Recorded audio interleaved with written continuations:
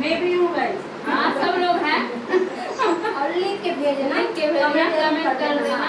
आप लोगों को हमारा पिक्चर लाइक जरूर कर देना। बोलना फुलवा चुवेला अंगनवा के बहारे ना नदी, फुलवा चुवेला अंगनवा के बहारे ना नदी, हे बहारे ना नदी के बहारे ना नदी के बहारे ना अंगनवा के बहारे ना नदी, फुलवा चुवेला अंगनवा के बहारे ना नदी।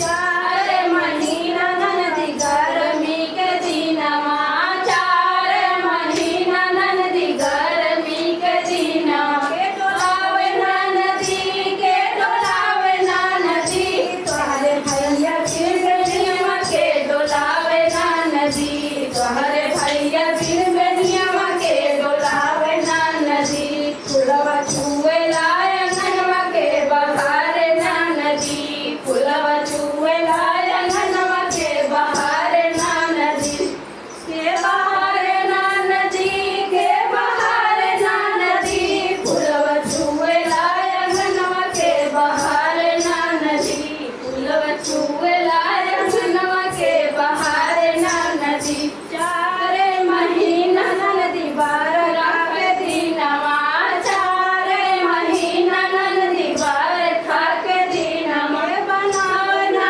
नदी के बनावे ना नदी, तोहरे भैया बिन बहनवा के बनावे ना नदी, तोहरे भैया बिन बहनवा के बनावे ना नदी, के बनावे ना नदी, के बनावे ना नदी, तोहरे भैया बिन बहनवा के बनावे ना नदी, फुलवा चुवेला अंगनवा के बहारे ना नदी, फुलवा चुवेला अंगनवा के बहारे ना नदी।